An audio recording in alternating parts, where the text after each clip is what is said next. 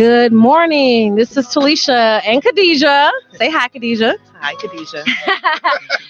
Sista Radio on IntellectualRadio.com. Good morning, everybody. I hope you can use some of my new time at 11 a.m. But today I have two special guests in the building with us today. We're going to shoot it down to the end right here. Rick's room. Ricky's in the building. Go ahead and introduce yourself. Tell them a little bit about yourself. What's going on? Thank you so much for having me on the show, Miss Alicia and Miss Kadijat. I'm a fan of Sister Girl Radio as I got my start on Sister Girl Radio. Glad to be back in the room. Check out Rick's room every Wednesday night here at IntellectualRadio.com and iHeartRadio station. Every Wednesday night at 8 p.m. Great times, good conversations, stereotypes confronted, and everything else. You know how to do in the room. I'm glad to be here. Thank you. Yes, thank you for being here. Okay, shoot over. Well, Talisha, thank you again for having me over. It was a pleasure talking to you last time on Rick's room. Yes. That was a nice shout out for your own little show there, Rick. Little. Well, it's growing. It's growing. See, I'll give you that. We even got Gotta be realistic sometimes. Yeah, and it's a pleasure meeting you as well, Kadijat. So I'm looking forward to speaking with you guys today and seeing where this goes. Great. Let's toast it up to Sister Girl Radio being alive and being well, to health. All right. Mimosas in the morning, baby. Yes, let's get it. Welcome, guys. Oh, I should take a sip. Get this conversation started on this Sunday morning. Bad. Okay, so the topic today is white privilege versus other races. How do you guys feel about that? Ooh, 2018. Don't be scared out there, white people. White people don't be scared. Are you scared? I'm not scared. He's not scared. We know him. Never scared. It takes a lot to scare me. Yeah. So Rick, I'm gonna shoot it down there. We're gonna start off with you. Okay. How do you feel the president of that is in 2018? Do you feel it's still a strong presence, or how do you feel? I definitely still think it's something that we need to be cognizant of, that we need to be considerate of the fact that it takes place. And that goes for all races, right? Not just, the topic of the show being white privilege versus other races. There is a privilege for several different sects, depending upon what sect that you are in. But when it comes to white privilege, that just encompasses the entire amount of privilege that goes to being white, right? I was talking to a friend of mine recently, and she said that she had a Polish friend who had a daughter, and he instilled in her, he said, be mindful of the fact that your skin gives you a privilege. You have a privilege. Be aware of that. He wasn't using it to be derogatory. He wasn't using it to say, look down your nose at anybody else. But be mindful of the fact that your skin allows you to do certain things that other races and other people can't do because of their skin. And that's the breeding, if you will, that takes place. I think it goes from generation to generation that this privilege is allotted for white people. Well said. I try. Well, I think that, to speak to your point, just to kind of break it down to everybody out there, white privilege does not have to be a negative thing. And I think that when white people hear white privilege, it's like, oh my God, I'm not racist. I have black friends, and my cousin is married to a black woman, and I know black people and I love black people. That's not what white privilege means. So let's kind of break it down. So that's an individual take, right? When we're like, oh, I love black people. That's an individual take on racism. When we talk about white privilege, it's kind of like women's rights. So it's an institutionalized thing, right? It's systemic. And systemic means that this has been, like you said, built for generations upon generations upon generations. It's what this country was founded upon, okay? And so let me break it down in a way that maybe people can understand. So women were given the right to vote in 1920, right? Mm-hmm. Before then, we could not vote. Right. But who gave us that right? Men gave us that right, right? So that in itself is systemic oppression. Right. It means that I am not considered an equal, and men who are, this is a society, right? That men are they're at the top of the so-called food chain. And so they had to give us our right to vote. They had to say, you know what, here you go. We're going to give you this privilege. But does it mean that we're equal to men? If we look at it today, are we on equal walking levels? No, we're not. So that's the same thing as kind of as when we speak to white privilege, that's kind of the same thing that we're talking about, is that this is something that this country was founded upon. So when we talk about racism, race actually doesn't exist, and I'll actually get into that a little later on. But when we talk about what this country is founded upon, it's basically founded upon white privilege. And so hopefully I broke that down. Shout out to all the women out there for Women's History Month, by the way. Thank you. Celebrating happy Women's History Month. Well, you brought up a lot of interesting points there, and the first thing that I kind of wanted to address was with regards to the word privilege itself, because privilege means that you're granted something that others do not have or do not have the ability to get to unless they're being granted to, like you mentioned, the right to vote and etc. But I think what the major problem here is that word privilege itself does lead to a defense among individuals who say, oh, well, you're privileged. Yeah, some people are born with certain genetic privileges, but the word privilege itself applied in a societal manner is not conducive to a positive conversation about changing what the current societal norm is. So in a sense, the societal norms before used to be that individuals who had land and were landowning and wealthy, they were the ones who could vote. And white men who didn't have any land could not vote. So then that changed to all men could vote, in a sense. So they were privileged to have land, or to use that word, privilege. They were privileged to have the land, but some people bought that land themselves. So not necessarily, privilege in that sense, but they worked to get that right.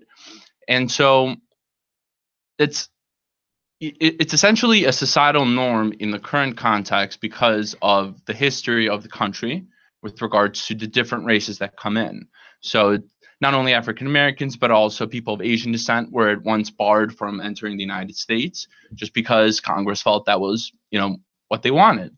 And so it's been a gradual progressive march towards more and more liberties. But what needs to be addressed is really the teachings that go on at home, to not normalize racism or that it's okay to discriminate or favor one individual over the other just because of the color of their skin, but to say that people should be working on merit as opposed to, well, this person just looks different than me, so I'm going to imply a whole host of different things upon them.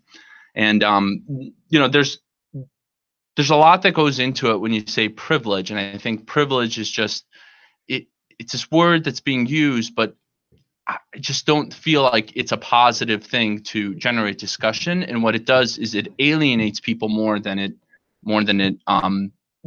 brings them together for discussion or addresses the real issue. Because if you were to say, we need to address the fact that it's normal for, an individual to discriminate against another individual in the 21st century America just because they have a different color of their skin, that's different than saying you have a privilege, because then you're singling individuals out. And then, like you said, they have to go on the defensive. Well, I have African-American friends, and all these other things in order to defend themselves. But it creates a you versus us mentality, and it does not harbor more discussion, but it rather alienates individuals. Well, let me present it this way then. When we talk about the fact that there is a privilege and versus a societal norm, as you like to call it, that is your go-to catch for it being a societal norm. Right. Here it is being the reality is it is a privilege. It is a privilege to be white. It is not a societal norm. So the things that you are afforded for being white are not necessarily societal norms. Now, you may consider it being societal norms to that group of individuals, to that group of white people.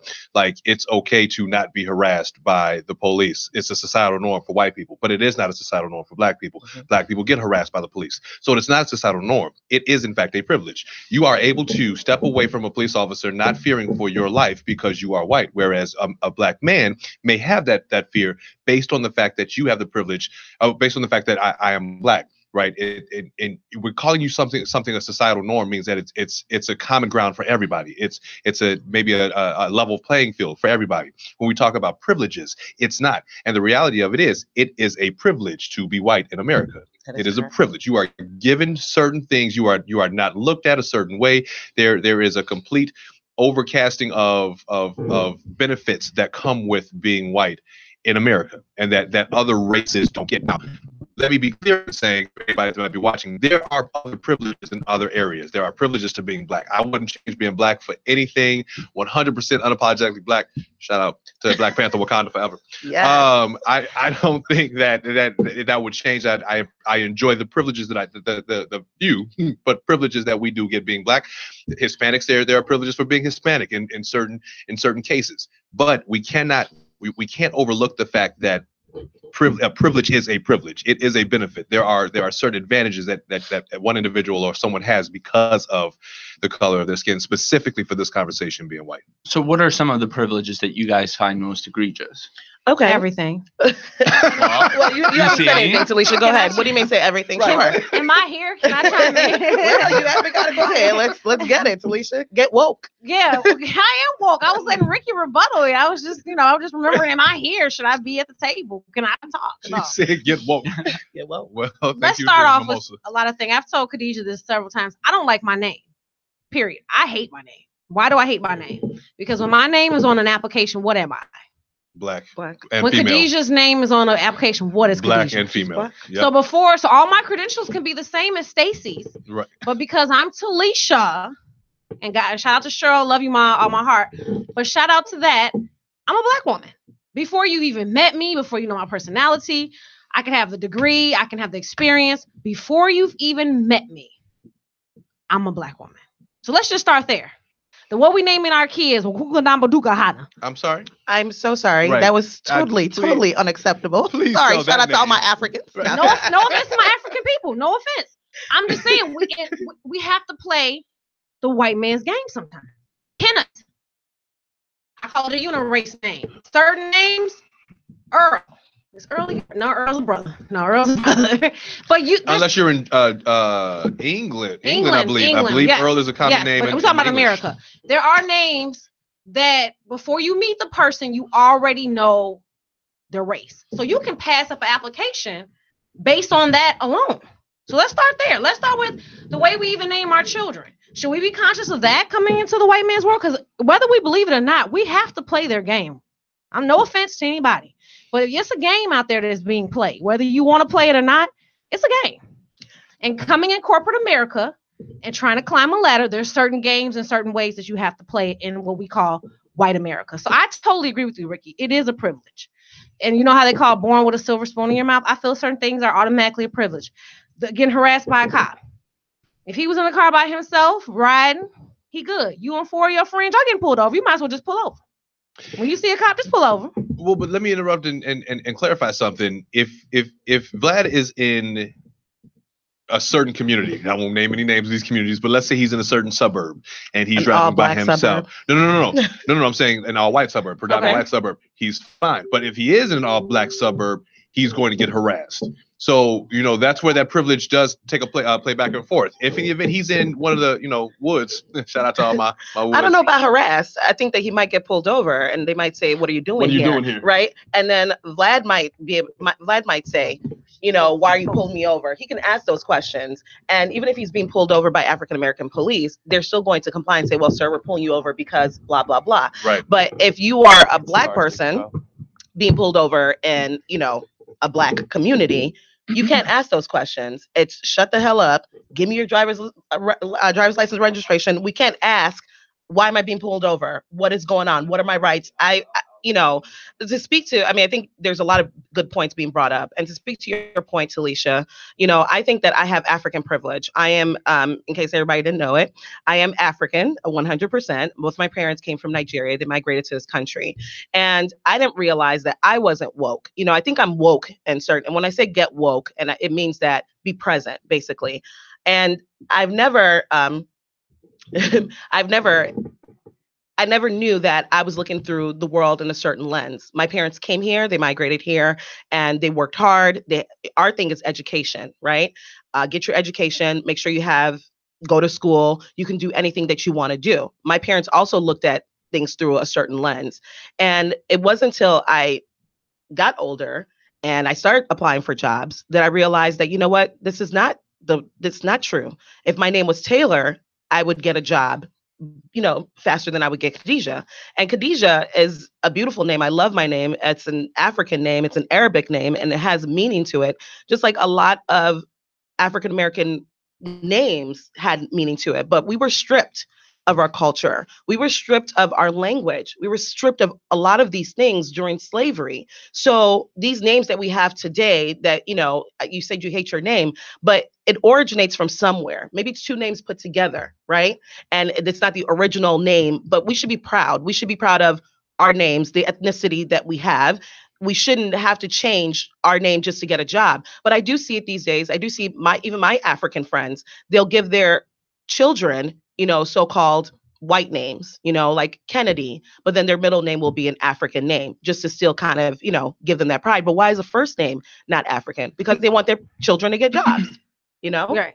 So shout out to Bless, called in and made a comment.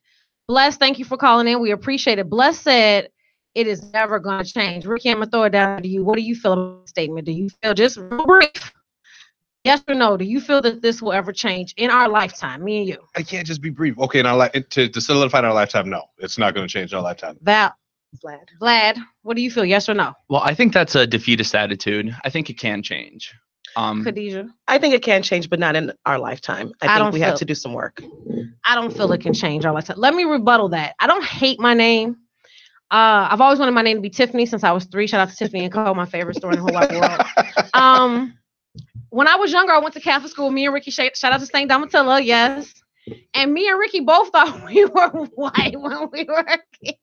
I don't think until we got into high school we realized, was it like 8th grade to realize we were African American? Misha always, shout out to Misha Williams, shout out to our girl. I think she always reminded us that we're the black kids. Because Ricky was the only African American boy in our class. Mm-hmm. So no, Tyree was there for a while. We can't count Tyree. Okay, so anyway, you know what? Here's the thing. I think it's remarkable for, if in the event, I mean, I don't remember much of, that was many, many Jack Daniels ago, but I think that if that were the case, you have a great memory of not realizing that we were black. I think there was a study that was done that white kids don't realize their race until way older than black kids. Black kids realize their race at 2 or 3. So to have an environment where we felt as comfortable as we did. Like we could fit in and not realize, gave to kind of go with Bless's comment, could it change in our lifetime? I don't know how much of a stride it could be, but it seems like we're off to a start if we were at that age, especially back then, and we're able to feel like we were inclusive, with our majority white counterparts and grade school, was it colleagues? I'm so old now. We don't call it colleagues anymore. It's students, whatever it is.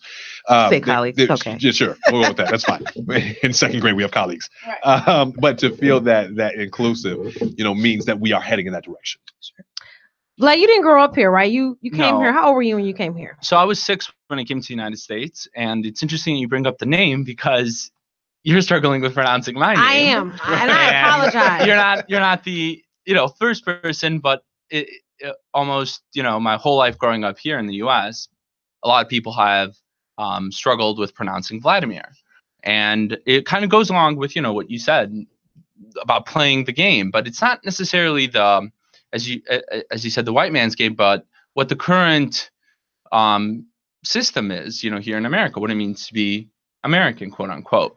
And I know that immigrants that moved here in the 1900s, when they went to the Ellis Island, you would come with a name like Vladimir, you would leave Vladimir Petrović, and you leave with a name like William Peterson, because that's what the English version of your name was, and that's how that was your new name, And it's not like you had a choice because that was your ticket to enter America. You had to change your name. Yeah. Or is William the name for Vlad? No, there's no direct translation. Right, there was. But like Bill?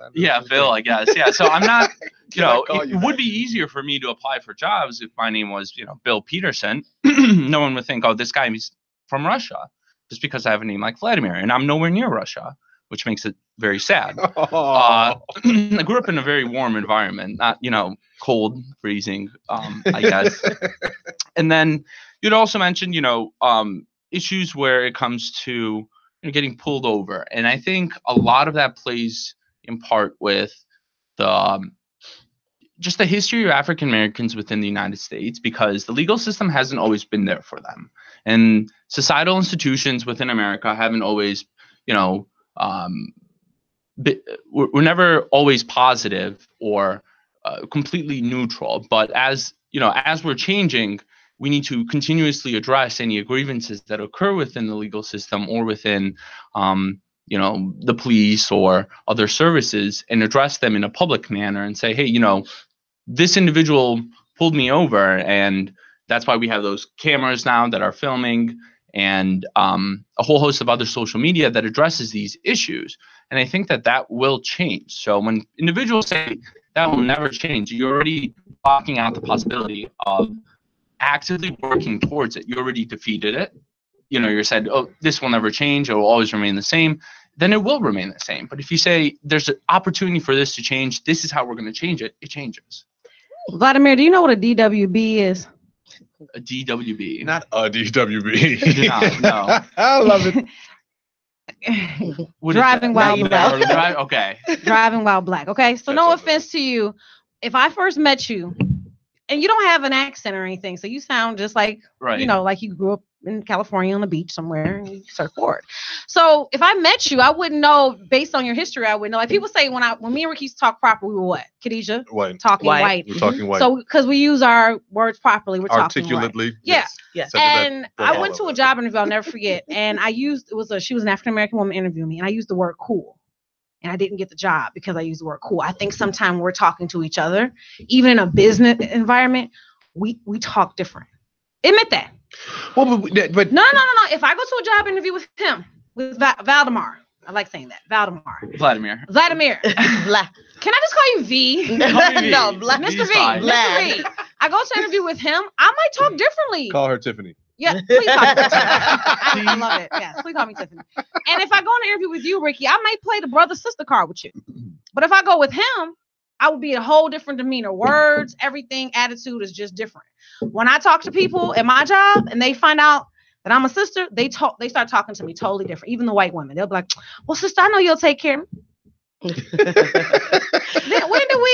did that cross the, and that goes back to playing the game. When I put my white girl voice on, hi, this is, blah, blah. But when I say my name, it's a wrap.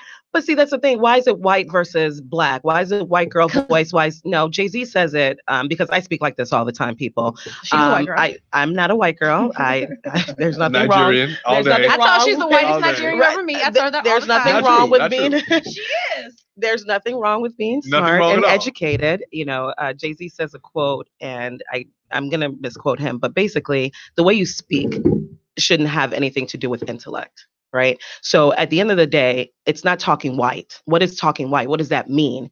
It's about speaking and being able to express yourself in an articulate manner. That's really what it is. I don't agree with it. Okay. I'm saying in high school and grade school, I was told that I was talking white. Right, I know that. Right. And I'm just saying that line, like that's still, like I still hear that today, and we need to stop that, because even what you're saying now, you're saying that when you go on a interview, and you're right, or when you meet someone that is of the same color as yourself, right? You might get relaxed and be like, hey girl, whatever, blah, blah, blah, right? And that's so-called not speaking white. But talking like this is not talking white. I'm just speaking. This is my voice. This is how I speak. And I think that it's the way. So basically, the way that, and Vlad, you said something earlier about we need to start with our children and we need to teach our children. That's individualism. If I teach my child to be a great person and I can't teach my child not to see color. But we lie to ourselves and tell ourselves that we do, right? Oh, you don't see color. Everybody's the same. Everybody's not the same, because you're white and I'm black. I see that when I look at you, right? Your hair is different than mine. I saw that when I first came here. I had the afro on my hair. Kids made fun of me because my hair wasn't silky. I wanted to get the perm because I wanted my hair to be different. We have been systematically just oppressed in this country as individuals. So when I was talking earlier, and there's so many different things I want to say, let's speak of race. What is race? We've been taught that race is black and white, Indian, Pakistani, and whatever. That is not race, people. There's only one race, and that is the human race. So I want you guys to take that out of your vocabulary. Race does not describe someone's ethnicity, okay? Being African, being Russian, Serbian. There we go. Sorry, being Serbian is not a race. Okay, it's an ethnicity. So I want everybody to get woke and to realize that that's my word. That's my new word. It's my new tagline. I love it. I'm like, get woke. But it's not new. They've been saying it for years. Well, I'm bringing it back. I'm bringing it back today. I hear you. And so glad. And you were asking a question earlier as well. Like, let's talk about what white privilege is. I remember when I was in college, and I didn't go away to college. I went to Columbia College downtown. Shout out Columbia College. But most of my friends went to U of I in Champaign-Urbana. And I would go down there almost every weekend just to go party and kick it with them. And what would happen is that the white frats would have their parties and the black frats would have their parties. The white frats, there would be furniture on the lawn. There'd be toilet paper all over the place, garbage cans. They would be running around shrieking, wild, loud as hell. And even the police were called. The police would be like, hey guys, we know you're having a good time. They even stand around just to make sure that they're protected. But they would not shut that party down. And they would continue to have a good time. Lawn would be trashed the next day. I mean, they had a great time. And I partied with my white friends, and they have a good time. They do. They do. They have an awesome time. Really and then do. when we go to the black frat, we don't have furniture on the lawn. There's no TP. There's no toilet paper on the lawn or whatever. We got our, music inside. Everybody's drinking. Everybody's having a good time. The police come. Usually it's around 12:30 to shut it down because it's too loud and there were noise complaints. And that party gets shut down. That's white privilege. Because to the white officers that come to the black frats, they see the black men as a threat. This is something that has been going on since slavery. This is something we've never healed from. But when they go to the white frats, it's normal. This is what we do. This is how they party. This is what their college experience was like. So they know that no harm is going, even if the lawn is trash, even if girls are getting raped. I'm sorry, I shouldn't say that because girls get raped everywhere. But I'm just saying, but things like that happen. And no one like shuts the party down. No one speaks to it. There are girls who have gotten raped, like on Stanford's, campus, Yale's campus. And what happens? The boy goes in front of the judge and they're saying, oh, in order to ruin his career, let's kind of let this go away quietly. But if that was a black guy, which it has happened so many times, what's happening? He's getting his basketball scholarships getting stripped down. Everybody's going to hear of it. He can't find a job. He's going to jail. Like, there's so many things that I just feel like white privilege versus other. Wasn't there an episode of SVU? But it happened in real life, though. Right. Yes, SVU, it did happen in real life. And it happens all the time. Yeah. Yes, but there's so many different shows have done like different plays on it. But yes, these things happen all over, right? But the way that they're handled is completely different. So where's my long stint? Shout out to the brothers of Phi Beta Sigma Fraternity Incorporated, always keeping it cool. That's what I was going to chime in and say, Ricky, by you being a fraternity, do you agree with what Kadijat said? Because I know you partied it up in college. First of all, U of I's campus, no shade, U of I's campus Greeks are like the elitist of the elite. They're just the bougiest ever in life. And it's the truth. They know it. We all know it. It's a thing. White, black, it doesn't matter. The Greek system and U of I is that way. However, to illustrate the point that Kadijat is making, you're absolutely right. There is a difference. There is a privilege that is given to the white organizations on certain campuses. We're not going to seclude U of I with this, but at certain campuses, the white fraternities and organizations, sororities and organizations that are on campus are treated with an esteemedness that the black organizations don't receive. And it's unfortunate, but it is a reality. And again, going back to the allotted privilege that is there, the identified privilege that's there, it's because they're white. It is because they are amongst the organization that are astute, if you will, astute, whatever. We'll go with that. Why can't I ever come out with right words on your show? See, I'm trying to talk white and I can't. So, we said talking white, Kadijat. He's gonna get a spanking. But I'm saying, yes, it does happen with the organizations. I applaud. It's almost like, my mother used to teach me growing up that we have to be 10 times better than our white counterparts to be considered even equal. Absolutely. And in regards to that example that you used, you have the black organizations that are on campus that are, trying to have a good time by just being okay with having a good time, remaining within the boundaries and policies, rules, regulations, whatever that they have to abide by, and still get harassed, because of whatever reason that they come up with. But bottom line, we pretty much know that we can correlate it to being black or not being white. Well, would it be a possibility that the culture of that police department just happens to be discriminatory. You grasping at straws, and that's again, that's privilege right there. So I hear your point, but that's I've heard so many of my friends and colleagues and people say that. That's another example of white privilege. What you just said. Right. I'm not saying this again to attack you or anything like that, but I think that but that's great that you just said that. I'm playing devil's advocate here. Sure. You always do. What if the department were flipped and the majority of the police officers were African American? Sure. Right?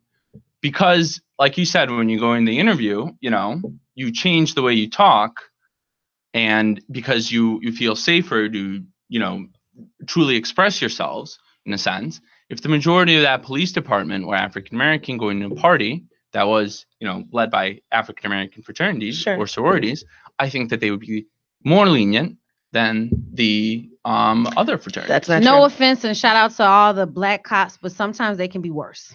That's correct. Because the African American cops can have this type of attitude that can even treat our brothers and sisters, as we say, worse. That I've met some capital ASS, sorry, Earl, in the police department that are African American, and they are worse. Right. Because they feel that they have a privilege. Could you just speak on that? That's true. I think that this country, again, I go back to, and I'm not able to find my words this morning. I feel like on this show, I'm not able to find my words. But this country, again, the way that it was built on systemic oppression. I mentioned this our last show, that we basically operate from our subconscious. We think we operate from our conscious, and 5/6 of that is from our subconscious. And basically what we see, the systemic oppression, right, in the world today, what we see, we internalize all those things, and it comes out in behavior. So even if we think that, I'm not racist, because racism has been aligned with negativity, right? If you're racist, you're from the South, right? You're a bigot, you drive a pickup truck. That's what that looks like. And because I'm white and I don't look like that, that means that I'm not racist. That's not true. Not at all. So speaking to someone's point, how we were raised, like you said, your mother, right? Rick, your mother taught you, my parents did too, that you have to work 10 times as hard just to get to a Stanford or to get to a Yale. But without the civil rights movement, we still wouldn't have gotten to Yale or or to Stanford, because there'd be no affirmative action, right? And so a lot of our merit is based on affirmative action. We'll give this to you. It's kind of like those men that gave the women the right to vote. We'll give you affirmative action. We'll take, for every 10 white men that get into Yale, we'll give you one black male that gets to Yale. That in itself is oppressive, because when you are at a place, right? So when you guys were younger and you guys went to a predominantly Caucasian school, do you know the reason why you thought you were Caucasian? Because you had to assimilate, because you internalized what was going on around you, right? And you internalized it. And from your behavior, because your behavior comes from the subconscious, right? You acted as if you were white. Why? To fit in, right? To assimilate. And you didn't even realize that you were doing that. But that's the reason why we do it. So that's exactly true. So Okay, let's take some comments from Facebook, Ricky. I'll get back to you. Sound like you're going to say something. Hold on 1 second. Listen, comments on Facebook are always great. They are. Kimberly Bush says, I think that everyone needs to be open-minded. What does that mean, Kimberly Bush? Definitely. That's right. Right. Exactly. Open-minded to what, Kim? Can you elaborate on that? I think just when we were talking earlier about, there's so many people who want to go with the I don't see color, and that alone is disrespectful. Like, yes. To me, I don't know how anybody else on the panel feels. Why do you think it's disrespectful? That is so disrespectful. How dare you not see the color that I have? That's how right. dare I not acknowledge the color that you have? That's right. And being colored meaning ethnicity. I will go a step further and say that I don't necessarily agree that there is only one race, the human race. I do feel that race doesn't necessarily play the part of your ethnicity. They are two separate things, but there are still separate races. There is a black race. There is a Hispanic race. There is a doesn't exist. Race. Read Superman. What? I'm gonna give you a book after the show. I'm still on Wakanda and the Black Panther. No. What comic book are we talking about? If Superman? you think about it, race is not the color of your skin. It's not. It's not a. And I'm not it's not a culture. Color. It's not. I would more so attribute to the culture, but I would like to read the book. Okay. I definitely would. Yes. But I agree with you that it's not ethnicity. Ethnicity is 100% different, and we misinterpret the fact that they're the same. They're not. Okay. 100% they're not. But I think that when we don't see that color, when you don't acknowledge that color, you are diminishing, you're demeaning, you're disrespecting the what goes into being that ethnicity. you're taken away from the value add that you get from that ethnicity. So for someone to say that I don't see color, I have to stop talking to you at that point. Like we have nothing else to talk about. Ignorance I can teach, stupidity I can't do anything with. That borderline stupidity, you might just be ignorant, you don't know. But I don't see color, stop talking to me. But then you're continuing the same us versus them mentality. Not true. You don't see color? Yeah. No, not true. No, you're not. Why not be proud of the differences that people have? If you say that's like saying you can be proud of the differences that people have, but when you acknowledge the fact that color has no implication on your mentality, meaning that you're not going to discriminate against someone because of that, then that completely eliminates for the next future generations, because you're going to teach your children that as well, that there is no bounds in color. Whereas when you're saying, I'm offended by that, then that would make the other individual think twice of whether or not they're going to acknowledge that the next time, meaning that, hey, maybe I should continue seeing him as different than I am. You should. But color is not different. Doesn't mean that we're different. He's a man, you're a man, but he is a black man and you're a white man, right? Just like I'm a black woman and she's a black woman. We see it. And so why can't we acknowledge it? I think it's the same thing as trying to put it, I don't see color, because we don't want to be offensive. That's at the end of the day, it's, it is what it is. Seeing color does not mean that you are discriminating against someone. But that's the implication currently. Well, no, that's your implication. That's your understanding of it. Exactly. That's your internalized, 100%. understanding of it. Yes, I agree. Because that's like me saying, or any one of us saying, when you commented about it, you made the point about you being Serbian and not Russian, but people hear your name and think that you're Russian. That's like me saying, well, Russian, Serbian, it's all the same. It doesn't exactly. Well, I get that. So it's not, but know it's not. But you disagree when someone says it. Well, then they're ignorant, and I don't. And that is the thing. That is the thing. So for someone not to acknowledge my skin color, they are ignorant to say that they don't see me as a black person. Children do it all the time. If you see children play and go into a store and you've seen a black child that's never seen white people before, or a white child that's never seen black people before, what do? They stare. Why do they stare? It's because they notice something is different about that person. That person does not look like them. And not necessarily because they don't have blonde hair, blue eyes, but because the color of their skin is so different and it's so jarring. So how can we teach our kids not to see color when it exists? Seeing color does not mean that you are racist. It does not mean that you're discriminating. It means that you are woke. That's all that it means. Do you believe black people can be racist? Oh, yes. Oh, yes. Have you worked in the service industry? Yes. Shout out to all my servers out there. But I heard you talking about tipping when I came in. Do you feel... this is not a conversation about tipping. Look, I want to have a side note. Ricky, brother to sister, you one of my closest friends now. Let's break this down. I want to ask you a question. If you want to go there, we can go there. We're going to have because it's on Ricky's heart. Shout out to Ricky. He was in a service industry for a long time. So I just have to ask you something on the sidebar, Sister Radio sidebar. When you go up to an African-American table, do you think, man, they ain't gonna tip? Be honest. Have you ever walked up to a table and based on the way they look, the way they act, the way they talk, have you ever in your mind, be 100% honest with me, thought to yourself, absolutely, they're not going to tip? And has your service that day been 50% versus 100% that you would give to a white table? And here's why. Now, what are you saying no to? Her question. Has my service? To my question, yes, though. To your question, yes. Yes, I give you yes. But to answer your question, no. And the reason for that is because, and I'm the wrong person to ask when it comes to this. You might want to ask somebody else in the industry who has a whole harbors a little bit more frustration with it. I enjoy hospitality. I love what I do when it comes to hospitality. So I'm giving 100% regardless because I love what I do. But why did you think that they were not going to tip? Because it's consistently across the board, it's identified. We don't do the best with tipping because we're ignorant of what the tipping procedure is. And that's we don't why I know tip extra, that 18. Like, most of us do. Most of us who know tip extra because we feel like we need to compensate for our black brothers and sisters who don't tip as well. We don't want to be correlated within that group. Right? Exactly. We want to know. So I always give more. Yes. Right. But it's unfortunate. And I work them hard. But like I'm saying, it's most of it I like to believe. See, black women. Yes. It happens that unfortunately, I think that it goes to being I like to believe it's ignorance that people just don't know. Shout out to all y'all who are listening. 18% is standard, 20% is easy. You want to do that. Servers in Illinois make below minimum wage. 18 to 20% is where you need to go, just so you know. But have you ever based your tips on the way they treated you, though? No, I don't.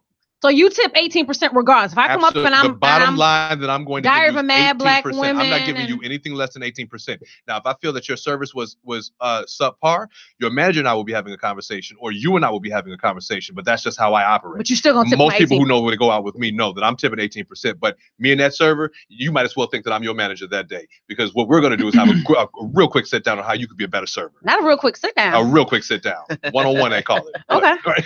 Now, how about you? Okay, let's terrible service. I can't tip. Mr. V, 18%. I'll maybe tip like 5 or 10. If it's Okay. terrible service, just because me- they need to be taught a I'm happy lesson. when white people do Okay. it. Like, I'm like, Have I'm you? like, No, they need to be. You know, I love your point. Go They ahead. need Yes. to be taught a lesson. Yes. So in the sense, I don't have the time. I came here to eat, not. I didn't come here. You don't want to be the temporary manager like Exactly. Ricky Yeah, going around I being didn't come here to have a manager. half-hour conversation with the manager. I agree. You know, or the server.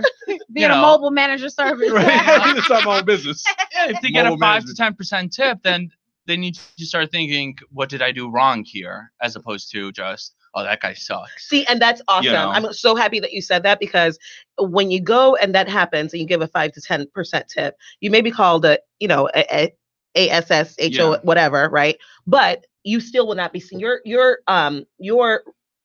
ethnicity, Come on, white you're privilege. right. Here it you comes. Here it comes. Yep. All white people will not be seen as they only tip 5 to 10%. You will just be seen as an individual. Yep. Right. But when black people do it and they tip only 5% or they don't tip at all, they speak for the entire. See, black people, all black people don't tip. Right. You know, Stop that for a that's the. That's fine. There you go. But That's the Love caveat. that. Love that. Excuse me. That's it. Full circle back. I've gotten waitresses that I'm like, oh gosh, she can have an attitude. Mm-hmm. And she black. Because she's black, Because right? she's black. Because She'll she's walk black. up and be like, Did you see the woman on my Can I show who take said you- that? no. She talked about that, being a black Yeah. woman. The worst that she gets it from are other black women. Yeah. And she'll come up with an attitude. I'm like, can I get Becky with the good hair? I mean, just like seriously. Like, so Val, I want to ask you another question. Vlad. She His just name wants is to call Val. you Val today. That's No, fine. just He Vlad. likes it. He's It's smart. not fine. Maybe I can call I've gotten Felicia. so used to it, after a point, you're just, Just put an L in front of it. it is Vlad. what it is. Just Vlad. If he's not offended, why are you? Because I'm offended for him. I'm his No, spokesperson. Val. Okay, so we got a spokeswoman and a mobile manager. And listen, we going going on into here. business for ourselves. Yeah. Hashtag get support it. black businesses. Okay, Mr. V. Go ahead. Have you ever avoided certain neighborhoods at certain times? If us three have, we know you have avoided certain neighborhoods at certain times of the day. Be honest. Come on now. Let's speak. Let's go radio. Let's talk. I never drive through them, but if I had to drive through them, I don't see why I would avoid them. Love. What do you mean you never drive through like on purposely? You take doesn't have to go that way. No, there's So nowhere what if that my I go show there. was like in the ghetto? Yeah. Would you come, or because it's morning you're okay? I Or don't see how why would you- not. Would you go to Rick Room 8:00 at night on a Wednesday? If it was 11 o'clock at night, I would go. Why? Because, If we don't feel safe, this person starts Chicago, I'm not going too past 6:30 yeah, what do in I the care? wintertime. You don't care? Okay. No. I wanna be It's not like I'm mentality going right in there, with a Confederate flag and, blasting, You still Dixie. going in there as a It's- white no, man. I'm just going there I'm just going there as myself. And someone has an issue with that, then they have an issue with me, and I can confront that. But I don't see any reason why I should be afraid. No, that's right. I feel the Do same you way. feel some of I your think white I think counterparts it's would do that? Do avoid certain neighborhoods at certain times? Be Well, honest. I can't speak for them, but I mean, if they're afraid because of certain things, I think that's their own. We're personal afraid issues. because of certain things, and I'm black. I understand, but at the same time, it's. I think fear plays a large, and fear plays a large part in opening up more negative emotions, and the more courage people have and the ability to step up and fight for themselves. I think it just in addressing it in civil ways, in a sense that presents a logical argument and provides evidence. You get so much further than just fearing and then going and saying there's never going to be change. Because then with fear, there will be no change. You're constantly pushed against the wall. I agree. But that fear is systematic, Vlad. And I want to. But then it has to start at that individual level. So you guys are all talking about vast, what is it called, stereotypes, Sure. right? Or where African Americans are expected to not tip, right? A certain number of individuals across the U.S. must have done that more enough that it became a societal norm, where that people think that's the norm. But it doesn't mean that within 5 years, all of a sudden, if African Americans decided to be the most generous tippers in America, in 5 years, people will be coming up to you and being like, Talisha, how are you today? And then coming up to me and being like, what do you want? You know? That's not necessarily true, but So, I will speak to this point. Okay. What do you know about African American history, Vlad? I know a fair amount. Okay. Give me just one thing that you know about African American history. In America or period? Just period. Just period. Of African history, period? Yeah, just African history. What do you know? African or African American, Kadijat? Which one are you Well, thinking of? I mean, both African, but let's talk about African American. Okay, African American. African American history in this country. Sure. Just give me a fun fact about. Not a fun fact. Fun fact. Yeah, I want a fun fact. So, I mean, there are some fun facts. I've done a fair amount of research as well, and on your own.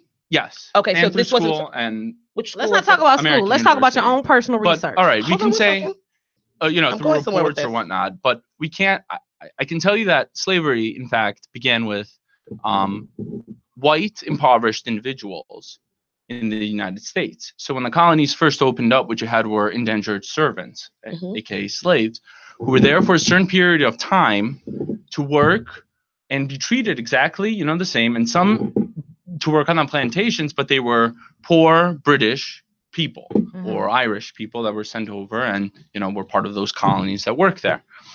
So then the way that Africans came to the United States was primarily through the slave trade.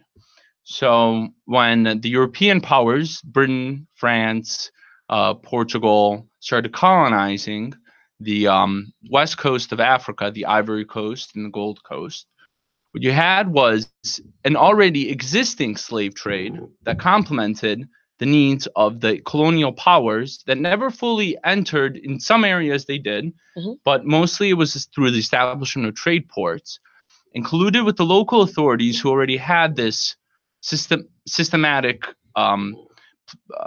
system of slavery, and it actually complemented their needs for the growing need of a workforce in the New World, because the population was so depleted through disease of the native population. So it was justified, sure. It wasn't, no, I'm not saying it was justified. I'm just saying but that's the explanation that was an economic. That you're giving, right. It was a need. There was a need for it, There was a need for labor. Yes. And cheap labor. Yes. And the way, since no one wanted to do it in their homeland, they sought elsewhere. And even though slavery wasn't legal in these countries, they saw a way around it by going and trading with the existing systems that already existed in Africa.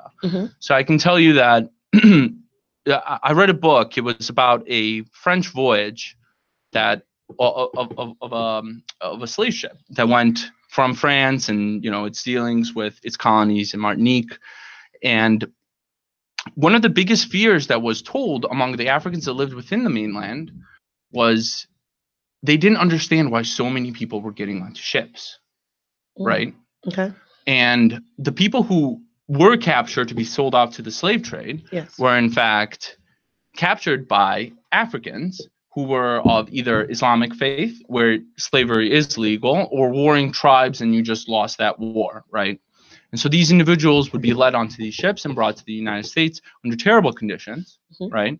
Because the prevailing European powers just saw it as an expendable commodity and did not see them as, human beings.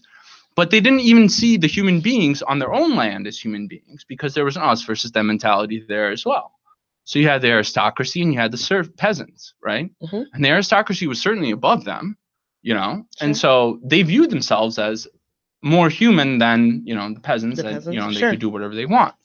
And so when the African Americans did arrive in the United States, they were treated under poor conditions. They were not allowed, to read or write. And in some cases where that did happen, there are instances where in the South you had African Americans who antebellum also were slave owners. So but they were treated differently. For example, in Louisiana, where they had a much more relaxed culture. And so what you have is it's just a terrible system that was created based on an economic need, and there is no justification for it because it's wrong, period. But that's how most Africans arrived in the United States. And then from then on, it was a natural process. So there was always, from the beginning, an us versus them mentality. And so the biggest challenge is changing the mentality of the current system in accepting that there, when you say that there is no color or whatnot, to accept the fact that everyone is a human being, and should be treated with the same respect, regardless of the history, regardless of the implications or the societal norms, But those are things that change with time and they change with the group collective as a whole. And you can't take defeatist attitudes, and saying it will never change or this will never happen. Because if the suffragette woman took that same attitude saying, oh, it will never change, women would never have had the right to vote. Given the right. Yeah, be given. Hell, in England, women threw themselves in front of horse races in order to get the attention of the king. So a woman had to throw herself in front of a horse and die and be trampled for finally, the royalty to be like, okay, maybe we should do something, guys. Right. And that's it's a sense of, you have to keep pushing and pushing and pushing in ways that aren't creating an us versus them mentality, but a way to show, hey, I'm really suffering here. Right. This is the injustice that's done against me.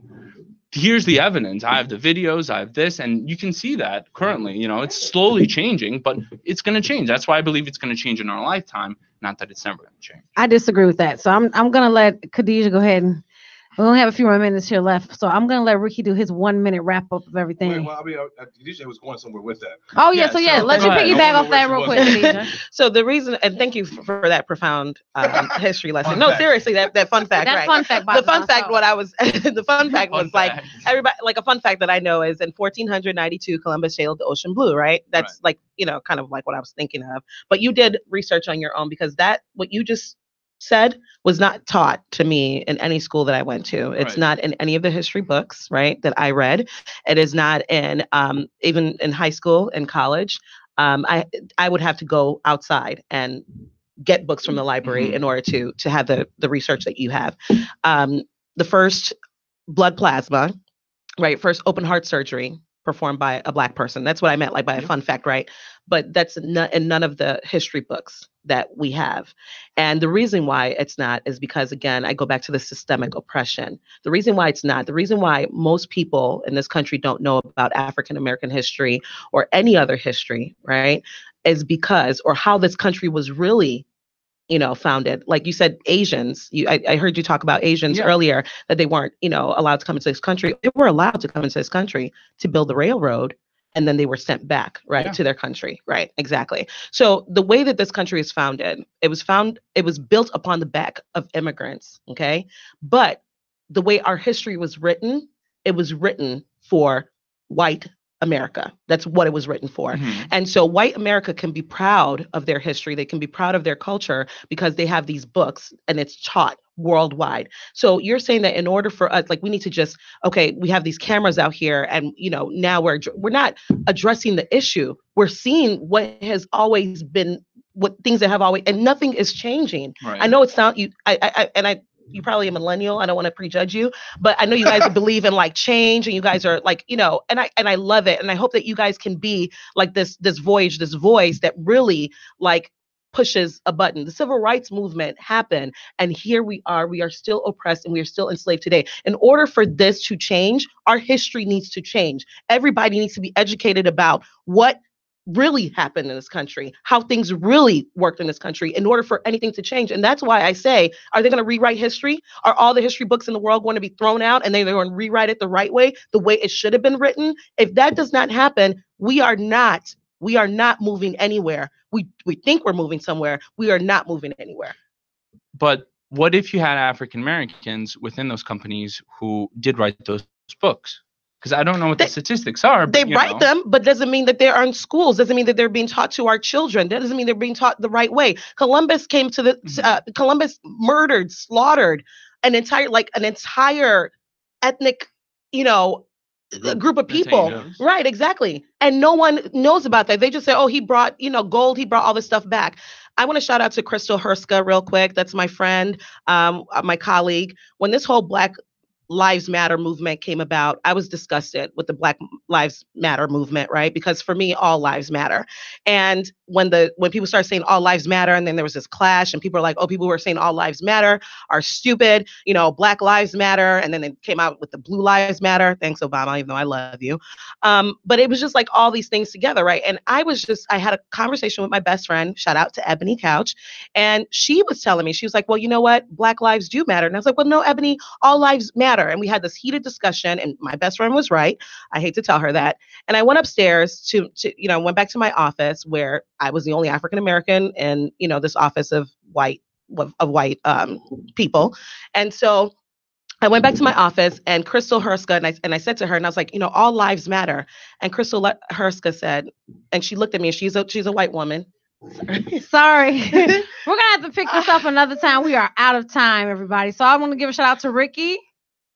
Check us out Wednesday night, Rick's Room, 8 o'clock here on IntellectualRadio.com. Thanks so much for having me. Shout out to Vlad. Yes. Shout out to Kadijat. I didn't get to make my point. Sorry, we'll have to pick it up later. Okay, you guys, tune in. We won't be back for Easter, but we'll be back on April 15th. Sister Girl Radio, IntellectualRadio.com. Have a great Sunday. I'm sorry, I was going somewhere with it.